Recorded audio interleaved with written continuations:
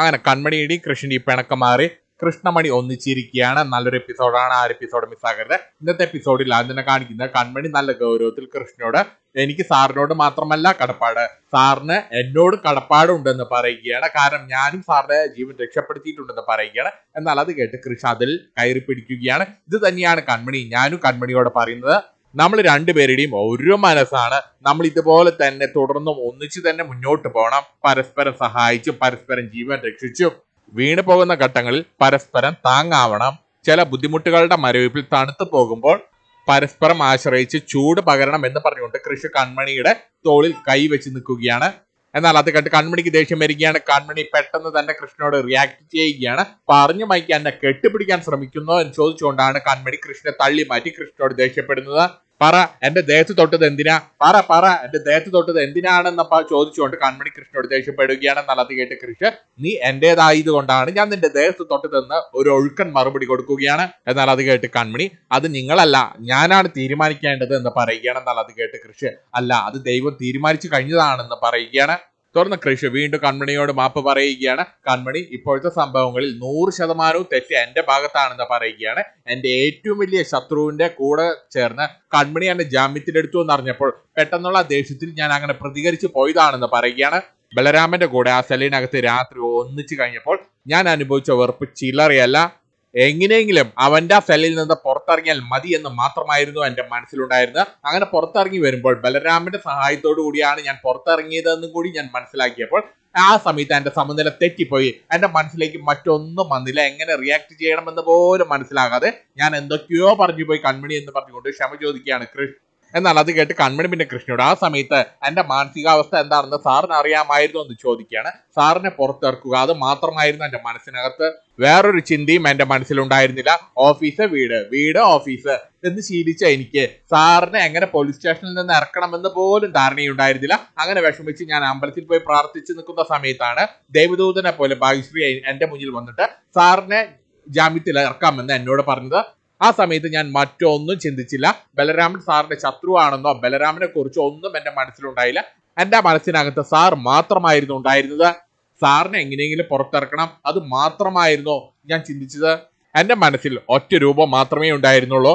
ജയിലിൽ കിടക്കുന്ന എന്റെ ക്രിഡ് സാറിനെ എങ്ങനെയെങ്കിലും പുറത്തിറക്കണം. ഇതും പറഞ്ഞുകൊണ്ട് കൺമണി തന്റെ ഡ്രസ്സിനകത്ത് ഒളിപ്പിച്ചു വെച്ചിരിക്കുന്ന കൃഷി കൺമണിയുടെ കഴുത്തിൽ കെട്ടിയ താലി ഉയർത്തിപ്പിടിച്ചുകൊണ്ട് എന്റെ കഴുത്തിൽ ഈ താലി കെട്ടി എന്റെ ക്രിഡ് സാറിനെ എങ്ങനെയെങ്കിലും പുറത്തിറക്കണം അത് മാത്രമായിരുന്നു ഞാൻ ആഗ്രഹിച്ചത്. എന്നാൽ അത് കേട്ട് കൃഷി പിന്നെ നല്ല ഗൗരവത്തിൽ പിന്നെ കൺമണിയോട് ആ താലിയാണ് കൺമണി നമ്മളെ ഈ മുറിയിൽ ഈ സമയത്ത് വീണ്ടും ഒന്നിപ്പിച്ചത് എന്ന് പറയുകയാണ്. എന്നാൽ അത് കേട്ട് കൺമണി ചുണ്ട് കടിച്ചു പിടിച്ച് നിൽക്കുകയാണ്. ഞാനും കൺമണിയും പലപ്പോഴും ഈ താലി പൊട്ടിച്ചെറിയാൻ ശ്രമിച്ചിട്ടുണ്ട്, പക്ഷെ പൊട്ടിക്കാൻ പറ്റിയിട്ടില്ല. ഇല്ല കൺമണി എന്ന് പറഞ്ഞുകൊണ്ട് കൃഷി കൺമണിയുടെ കഴുത്തിലുള്ള താലി ചരടിൽ പിടിച്ചുകൊണ്ട് ഈ താലി നമുക്ക് പൊട്ടിക്കാൻ സാധിക്കില്ല എന്ന് പറയുകയാണ്. നമ്മുടെ സ്നേഹത്തിന്റെ ശക്തമായ പ്രതീകമാണ് ഈ താലി. തുടർന്ന് കൃഷി കൺമണിയുടെ തോളിൽ കൈവച്ചുകൊണ്ട് പ്ലീസ് കൺമണി ഒന്ന് ക്ഷമിക്കുക എന്ന് പറഞ്ഞുകൊണ്ട് കൺമണിയുടെ മുഖത്തും കൈവയ്ക്കുകയാണ്. എന്നാൽ അത് കണ്ട് ദേഷ്യം വന്ന കൺമണി കൃഷ്ണ ഒറ്റ തള്ളാണ്. അങ്ങനെ കൺമണിയുടെ ശക്തിയിലുള്ള ആ തള്ളിൽ കൃഷി പിന്നിലേക്ക് പോയി ആ പിന്നിലുള്ള സോഫയിലേക്ക് വീഴുകയാണ്.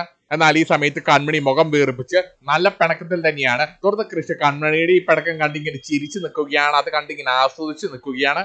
തുറന്നു കാണിക്കുന്നത് വാലുമായി തീ പിടിച്ച് നിൽക്കുന്ന സുമിത്രയാണ്. സുമിത്രയും ബാലുവും ഷൺമുഖം വക്കീലും കൂടിയാണ് സംസാരിക്കുന്നത്. ഭാഗ്യശ്രീ കൃഷ്ണന് ജാമ്യം എടുത്തു കൊടുത്തിരിക്കുകയാണ്. അതിന്റെ ഒരു കലിപ്പ് മാത്രമല്ല, സഹദേവൻ സുമിത്രയെ വിളിച്ച് ബലരാമനോട് സാഗറിനോട് യാതൊരു ശത്രുതയുമില്ല, ബലരാമൻ സാഗറിനെ അച്ഛനെ പോലെയാണ് കാണുന്നത്, അതെല്ലാം വിളിച്ചറിയിച്ചിരിക്കുകയാണ്. അതിന്റെ ഒരു കലിപ്പിലാണ് സുമിത്ര വാലിൽ തീ പിടിച്ച പാട് നടക്കുന്നത്. തുറന്ന് സുമിത്ര പിന്നെ ആ ഷൺമുഖം വക്കീലിനോട് ഇങ്ങനെ പോവുകയാണെങ്കിൽ ബലരാമൻ ജയിലിൽ നിന്ന് ഇറങ്ങിയ ആദ്യം സാഗറിനെ അച്ഛനായിട്ട് സ്വീകരിക്കുമെന്ന് പറയുകയാണ്. നമ്മുടെ സകല കണക്കൂട്ടലും തെറ്റി തകർന്ന് തരിപ്പണമായിരിക്കുകയാണല്ലോ വക്കീല്, ഇനി നമ്മൾ എന്ത് ചെയ്യുമെന്ന് ചോദിക്കുകയാണ്. തുടർന്ന് ഷൺമുഖം വക്കീല് പിന്നെ സുമിത്രയോടും ബാലുവിനോടും ഇങ്ങനെ പോവുകയാണെങ്കിൽ കാര്യങ്ങൾ നമ്മൾ വിചാരിച്ച പോലെയൊന്നും നടക്കില്ല. തുടർന്ന് ബാലു പിന്നെ ഷൺമുഖത്തിനോടും സുമിത്രയോടും എന്തായാലും സ്വന്തം ചോരയല്ലേ അതിന്റെ ഗുണം കാണിക്കാതിരിക്കില്ലല്ലോ എന്ന് പറയുമ്പോൾ അത് കേട്ട് ദേഷ്യം വന്ന സുമിത്ര പിന്നെ ബാലുവിനോട് ദേഷ്യപ്പെടുകയാണ്. എന്തു ചോര? സ്വന്തം ചോരയെ കുത്തിവീഴ്ത്തേണ്ടവനാണ് ബലരാമൻ, സാഗറിനെ കുത്തിവീഴ്ത്തേണ്ടവനാണ് ബലരാമൻ. എന്നാൽ ഈ സമയത്ത് ഷൺമുഖം വക്കീല് ബുദ്ധിപരമായ ലോ പോയിന്റ് ഇവർക്ക് പറഞ്ഞു കൊടുക്കുകയാണ്. ഞാനൊരു കാര്യം പറയട്ടെ, സാഗർ എന്തായാലും 10 ദിവസത്തിനകത്ത് തിരിച്ചെത്തുമെന്ന് പറയുകയാണ്. സാഗർ തിരിച്ചെത്തി കഴിഞ്ഞാൽ സാഗർ ആദ്യം ചെയ്യുക ബലരാമന് ജാമ്യത്തിലെടുക്കുക, അതായിരിക്കും സാഗർ ആദ്യം ചെയ്യുക. എന്തിനാണെന്ന് മനസ്സിലാകുന്നില്ല. സാഗറിനെ സംബന്ധിച്ച് ബലരാമൻ ഇപ്പോഴും ശത്രു തന്നെയാണ്. പക്ഷെ വക്കീൽ ഇങ്ങനെ അടിച്ചു വിട്ടോണ്ടിരിക്കുകയാണ്. അതിനാണല്ലോ സാഗർ നാട്ടിലേക്ക് വരുന്നത്. സാഗറിനെ കാണുമ്പോൾ ബലരാമൻ അച്ഛ അമ്മയെന്ന് പറഞ്ഞ് തൊഴുതു പിടിച്ചു നിന്നാൽ പിന്നെ നമ്മുടെ ഒരു പ്ലാനും നടക്കില്ല എന്ന് പറയുകയാണ്. നമ്മൾ മനസ്സിൽ കണ്ടതെല്ലാം ഗോവിന്ദ ഗോവിന്ദിയാകും. എന്നാൽ അത് കേട്ട് ബാലു പിന്നെ സുമിത്രയോട് വക്കീല് പറയുന്നത് കറക്റ്റ് പോയിന്റ് ആണ് സുമിത്ര. തുടർന്ന് സുമിത്ര പിന്നെ വക്കീലിനോട് നമ്മളിങ്ങനെ എന്താണ് ചെയ്യേണ്ടത് വക്കീൽ എന്ന് ചോദിക്കുകയാണ്. എന്നാൽ അത് കേട്ട് വക്കീല് പിന്നെ സുമിത്രയോട് എന്ത് ചെയ്തിട്ടായാലും ശരി സാഗർ വരുന്നതിന് മുമ്പ് ബലരാമന്റെ മനസ്സിൽ സാഗർ ശത്രുവായി മാറണമെന്ന് പറയുകയാണ്. സാഗറിനോട് തീർത്താൽ തീരാത്ത വൈരാഗ്യം ബലരാമന്റെ മനസ്സിൽ വരണം. പക കൊണ്ട് ബലരാമന് കണ്ണുപോലും കാണാൻ പറ്റാത്ത അവസ്ഥയിലായിരിക്കണം എന്നൊക്കെ ഉപദേശിച്ചു കൊടുക്കുകയാണ് സുമിത്രയ്ക്ക്. എന്നാൽ ഈ സമയത്ത് അങ്ങോട്ടേക്ക് ഭാഗ്യശ്രീ വരികയാണ്. ഭാഗ്യശ്രീ ഇവരെ കണ്ട് മൈൻഡ് ചെയ്യാതെ അകത്തേക്ക് കയറി പോകുന്ന സമയത്ത് ഷൺമുഖം വക്കീല് വലിയ ആളാകാൻ വേണ്ടി ഭാഗ്യശ്രീയെ വിളിക്കുകയാണ്. ഭാഗ്യശ്രീ ഒന്ന് നിന്നേ. എന്നാലും ഭാഗ്യശ്രീ ചെയ്ത് വല്ലാത്തൊരു ചെയ്തു തന്നെയാണ്. വളരെ മോശമായി പോയി. കൃഷ്ണനെ ജാമ്യത്തിലിറക്കിയത് വളരെ മോശമായി പോയി എന്ന് പറയുകയാണെന്നാൽ അത് കേട്ട് ഭാഗ്യശ്രീ പിന്നെ ഷൺമുഖത്തിനോട് എന്ത് മോശം, എനിക്ക് ശരിയെന്ന് തോന്നിയതാണ് ഞാൻ ചെയ്തത്. എന്റെ മുമ്പിൽ കേസിൽ വാദിച്ച് തോൽക്കാനാണ് നിങ്ങൾക്ക് വിധിയെങ്കിൽ അത് നിങ്ങളുടെ ഗതികേടാണെന്ന് പറഞ്ഞ് ഷൺമുഖത്തിന് ശരിക്കും കളിയാക്കുകയാണ് ഭാഗ്യശ്രീ. എന്നാൽ അത് കേട്ട് സുമിത്രയ്ക്ക് ദേഷ്യം വരികയാണ്. തുടർന്ന് സുമിത്ര പിന്നെ ഭാഗ്യശ്രീയോട് ദേഷ്യപ്പെടുകയാണ്. ഈ ഇരിക്കുന്നത് ആരാണെന്ന് നിനക്ക് അറിയുമോ എന്ന് ചോദിക്കുകയാണ്. നീ എന്താണ് ഈ പറഞ്ഞതെന്നൊക്കെ ചോദിച്ച് ദേഷ്യപ്പെടുമ്പോൾ ഭാഗ്യശ്രീ പിന്നെ അമ്മയോട് പിന്നെ എനിക്ക് ഇയാൾ അറിയില്ലേ, ഇയാൾ ക്രിമിനൽ ലോയർ അല്ലേ എന്ന് അർത്ഥം വെച്ചുകൊണ്ട് ഷൺമുഖത്തെ കളിയാക്കിക്കൊണ്ട് പറയുകയാണ് ഭാഗ്യശ്രീ. എന്നാൽ അത് കേട്ട് സുമിത്രയ്ക്ക് ദേഷ്യം വന്നിട്ട് ശബ്ദം താഴ്ത്തി സംസാരിക്കടി എന്ന് പറയുകയാണ്. എന്നാൽ അത് കേട്ട് ഷൺമുഖം വക്കീൽ വലിയ ആളാകാൻ വേണ്ടി സുമിത്രയോട് കുട്ടികളല്ലേ വിട്ടുകളാ ചീകൾ കേസ് എന്നൊക്കെ പറയുകയാണ്. എന്നാൽ അത് കേട്ട് ഭാഗ്യശ്രീക്ക് ദേഷ്യം വരികയാണ്.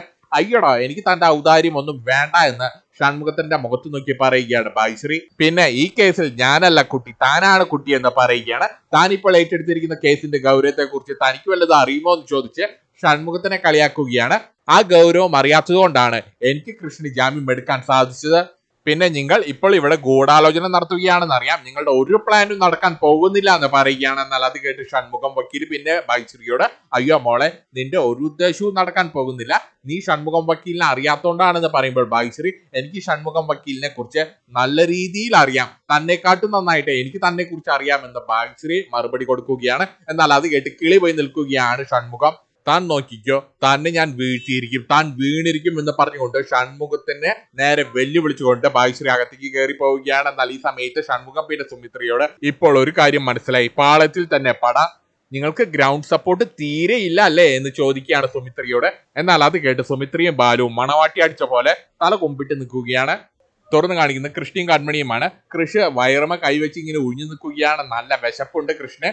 തുറന്ന് കൃഷി പിന്നെ വയറിൽ കൈവച്ചുകൊണ്ട് കൺമണിയോട് കൺമണി എനിക്ക് വിശക്കുന്നു എന്ന് പറയുകയാണ്. എന്നാൽ അത് കേട്ട് കൺമണി കേൾക്കാത്ത പോലെ ഇങ്ങനെ ഇരിക്കുകയാണ്. തുറന്ന് കൃഷി വീണ്ടും നല്ല ഗൗരവത്തിൽ കൺമണി ഞാൻ പറഞ്ഞു കേട്ടില്ല, എനിക്ക് വിശക്കുന്നു എന്ന് നീട്ടി അലമുറയിട്ട് വിളിച്ച് പറയുകയാണ്. എന്നാൽ അത് കേട്ട് ദേഷ്യം വന്ന കൺമണി നല്ല ഉച്ചത്തിൽ കിടന്ന് കരയണ്ട, ഭക്ഷണം ഇവിടെ ഇരിപ്പുണ്ട്, അതെടുത്ത് കഴിച്ചോളാൻ പറയുകയാണ്. തുറന്ന് കൃഷി പിന്നെ കൺമണിയോട് അല്ല നമുക്ക് രണ്ടുപേർക്ക് ഒരുമിച്ച് കഴിക്കാമെന്ന് പറയുമ്പോൾ കൺമണി എനിക്ക് വേണ്ട, എന്റെ വിശപ്പ് മാറി എന്ന് പറയുകയാണ്. തുറന്ന് കൃഷി ഒരുമിച്ച് തിന്നുമ്പോൾ തീരാത്ത പ്രശ്നങ്ങളില്ല എന്ന് പറയുമ്പോൾ കൺമണി ഒറ്റയ്ക്ക് കഴിക്കുമ്പോൾ തീരുന്ന പ്രശ്നങ്ങൾ തീർത്താൽ മതി എന്ന് മറുപടി കൊടുക്കുകയാണ്. എന്നാൽ അത് കേട്ട് കൃഷിയേരി ഒറ്റയ്ക്കെങ്കിൽ ഒറ്റയ്ക്ക് എന്ന് പറഞ്ഞുകൊണ്ട് കൃഷി എഴുന്നേറ്റ് മാറിയിരുന്ന ആ ഭക്ഷണം എടുക്കുകയാണ്. പൊറോട്ടയും ചിക്കൻ കറിയുമാണ്. തുടർന്ന് കൃഷി ആ പൊറോട്ട ഇങ്ങനെ എടുത്തിട്ട് കൺമണിയെ നോക്കി ആ പൊറോട്ട കാണിച്ച് കൺമണിയെ കൊതിപ്പിക്കുകയാണ്. തുടർന്ന് ആ ചിക്കൻ കറി ആ പൊറോട്ടയിലേക്ക് ഇടുകയാണ്. തുടർന്ന് ചിക്കൻ കറിയും കാണിച്ച് കൺമണിയെ കൊതിപ്പിക്കുകയാണ്. തുടർന്ന് കൃഷി ആ പ്ലേറ്റിലേക്ക് പൊറോട്ടയും ചിക്കൻ ഫ്രൈയും എല്ലാം ഇട്ട് പിന്നെ കൺമണിയെ കളിയാക്കുകയാണ്. നീ ആള് കൊള്ളാലോ കൺമണി, ദുഃഖിച്ച് സങ്കടപ്പെട്ട് പിണങ്ങിയിരിക്കുമ്പോൾ നീ കഴിക്കുന്നത് പൊറോട്ടയും ചിക്കൻ കറിയും, എങ്ങനെയാണ് കൺമണി നിനക്ക് ഇതിനൊക്കെ സാധിക്കുന്നത് എന്നൊക്കെ ചോദിച്ച് കൺമണിയെ കളിയാക്കുകയാണ്. ഇങ്ങനെ സങ്കടപ്പെട്ടിരിക്കുന്ന സമയത്ത് പൊറോട്ടയും ചിക്കൻ ഫ്രൈയും കഴിക്കാൻ കാണിച്ച നിന്റെ ഈ മനസ്സുണ്ടല്ലോ, അതാണ് മനസ്സ് മോളെ, നിന്നെ ഞാൻ സമ്മതിച്ചു തന്നിരിക്കുന്നു. കൺമണിയുടെ സ്ഥാനത്ത് ഞാനായിരുന്നെങ്കിൽ മാക്സിമം ഒരു മസാല ദോശ, 2 ചപ്പാത്തി, വെജിറ്റബിൾ കുറുമ ഇതൊക്കെയായിരിക്കും കഴിക്കുക, അതല്ലാതെ ചിക്കനൊന്നും ഞാൻ കഴിക്കില്ല എന്ന് പറയുകയാണ് കൃഷ്. എന്നാൽ ഇതെല്ലാം കേട്ട് ദേഷ്യം വന്ന കൺമണി പിന്നെ കൃഷ്ണന്റെ മുഖത്ത് നോക്കി ഇത് ഞാൻ പറഞ്ഞിട്ട് വാങ്ങിയതല്ല, ഇതാ സെക്യൂരിറ്റി, മനുഷ്യത്വത്തിന്റെ പേരിൽ ഞാൻ പറയാതെ എനിക്ക് വേണ്ടി വാങ്ങിച്ചു കൊണ്ടുവന്നതാണ്, അതിനകത്ത് എന്താണെന്ന് ഞാൻ നോക്കിയിട്ട് പോലും ഇല്ല എന്ന് പറയുകയാണ് കൺമണി. എന്നാൽ അത് കേട്ട് കൃഷി അതെന്തായാലും നന്നായി കൺമണി അത് നോക്കിയിരുന്നെങ്കിൽ ഈ ഭക്ഷണം എനിക്ക് കഴിക്കാൻ ബാക്കി ഉണ്ടാകുമായിരുന്നില്ല എന്ന് പറയുകയാണ്. എന്നാൽ അത് കേട്ട് ദേഷ്യം വന്ന കൺമണി എന്നെ കളിയാക്കിയാലുണ്ടല്ലോ എന്ന് ചോദിക്കുകയാണ് കൃഷ്ണനോട്.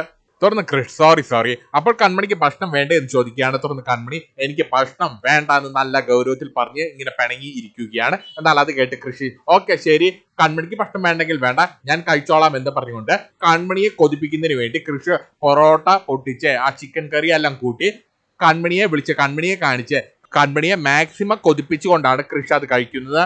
എന്നാൽ അതെല്ലാം കണ്ട് കൺമണിക്കും ചെറിയ രീതിയിൽ കൊതിയെല്ലാം വരുന്നുണ്ട്. കൺമണി ഇങ്ങനെ വെള്ളമിറക്കി ഇങ്ങനെ ഇരിക്കുകയാണ്. തുടർന്ന് കൃഷി പിന്നെ കൺമണിയുടെ അവതാരത്തിൽ കിട്ടിയ ഭക്ഷണമായതുകൊണ്ടായിരിക്കും എന്താ ഒരു ടേസ്റ്റ്, ഹൗ നാവിന്ന് വെള്ളമിറങ്ങാണ്.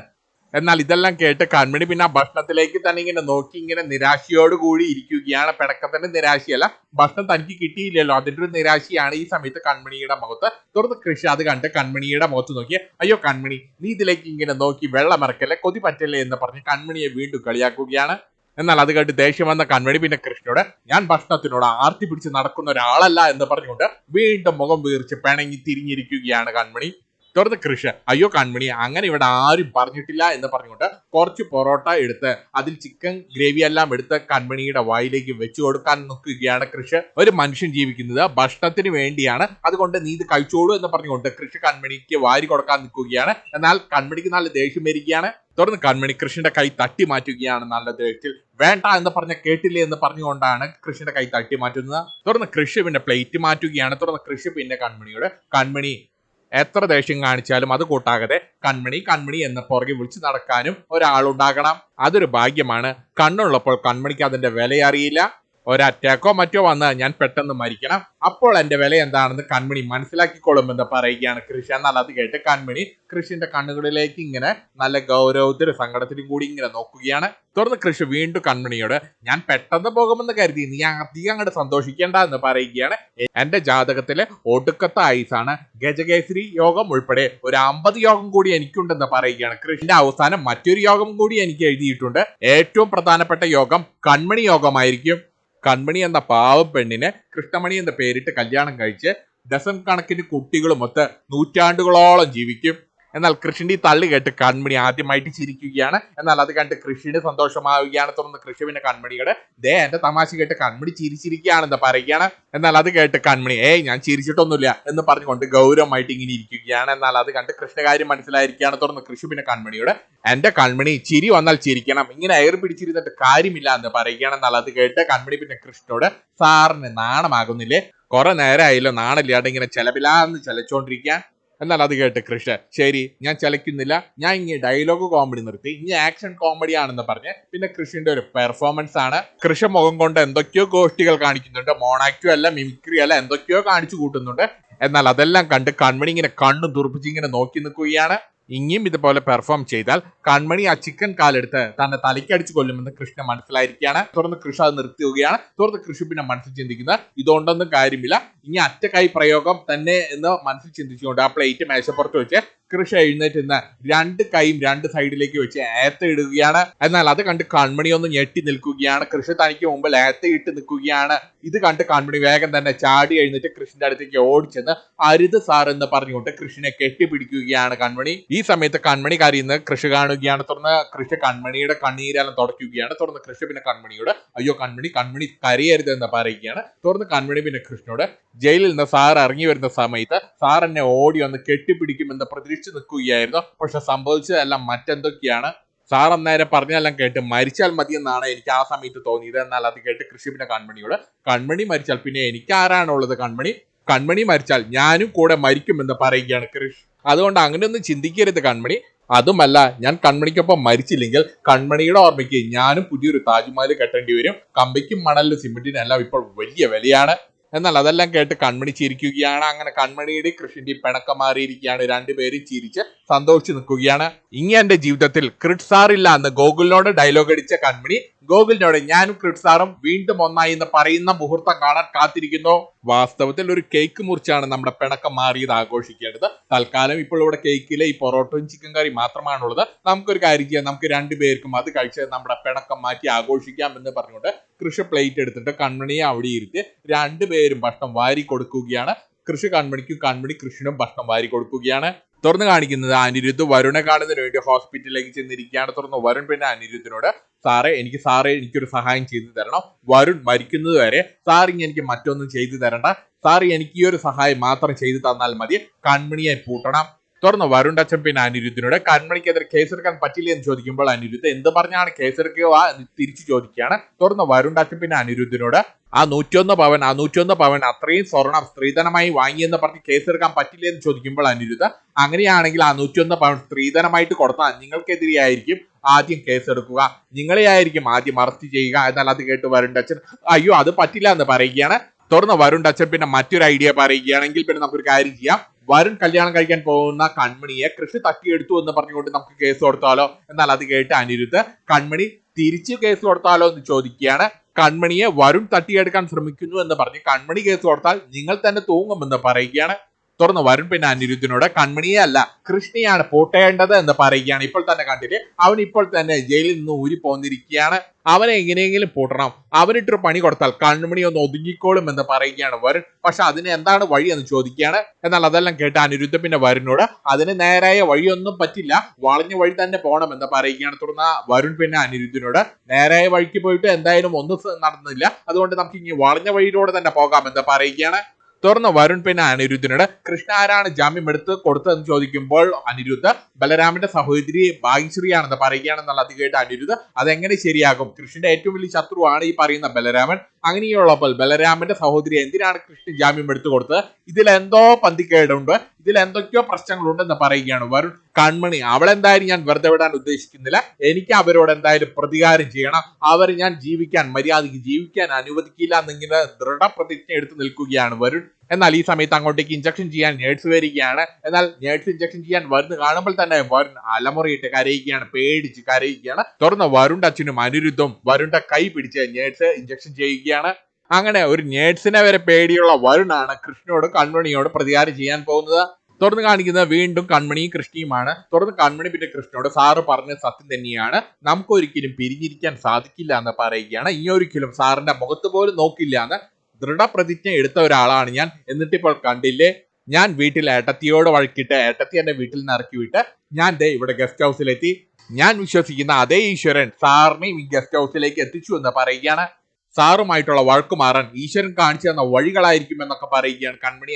എന്നാൽ ഈ സമയത്ത് കൃഷ്ണ ഒരു കോള് വരികയാണ്. എന്നാൽ ആ കോള് കണ്ട് കൺമണി ഒന്ന് ഞെട്ടി നിൽക്കുകയാണ്. മിക്കവാറും അത് ആന്റിയമ്മ തന്നെയായിരിക്കും കൃഷ്ണ വിളിച്ചിട്ടുണ്ടാവുക. ഇതും കാണിച്ചുകൊണ്ടാണ് ഇന്നത്തെ എപ്പിസോഡ് തീരുന്നത്.